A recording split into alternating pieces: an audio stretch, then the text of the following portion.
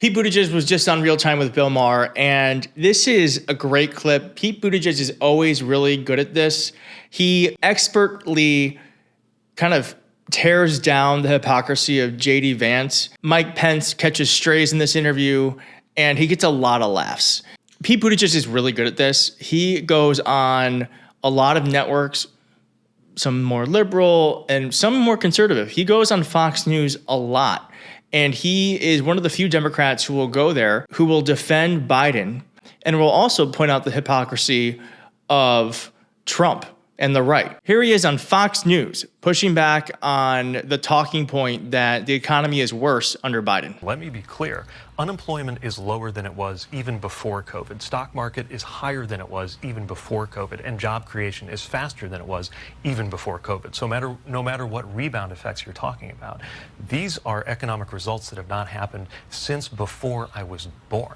Now, in terms of cost, that's been a major issue. And by the way, that's been a major issue in every wealthy country. This is an example of something that was largely affected by COVID. But I think there's a reason why inflation in the U.S. is lower than it is in any of the other G7 countries. It's actually not true. Yes, At least, well, not according to the Washington Post. They say Japan, Italy, and Germany all had lower inflation rates than we do, and Italy's is less than 1%. They may have been looking at a different time period, but I'm telling you, if you look at the overall time period when it was toughest, our inflation rate was better. And I would add, right now, wages are going up faster than prices. That means even after inflation, you're coming out ahead. Now, that's an across-the-board number, but some people...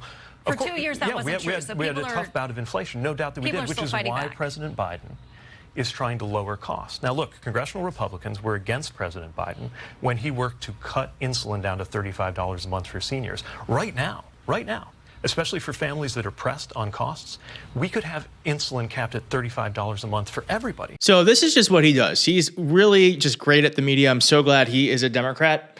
And he was on Real Time with Bill Maher, as I said, just destroying JD Vance and the former vice president for Trump. Here it is. And of course, the other thing you get to do at a convention is roll out your vice presidential candidate, which in this case was JD Vance. Yeah. I know him a little bit. What do you think of him?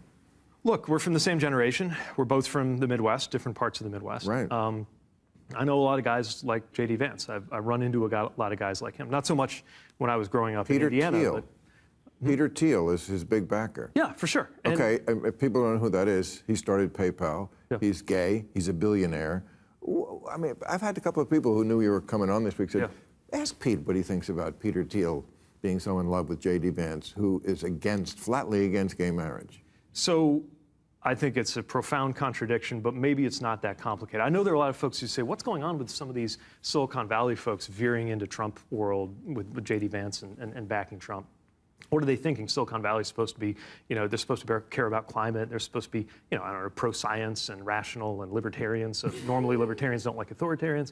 What's up with that? I think it's actually, we've made it way too complicated. It's super simple.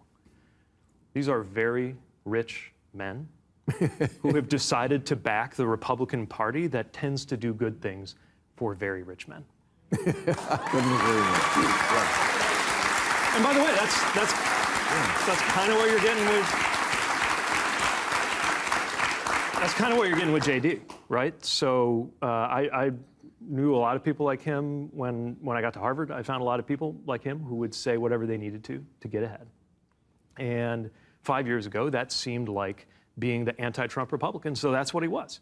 Talked about how he was unfit, how he was cynical, called him an opioid, which is kind of a weird thing to say about a person, but definitely a really...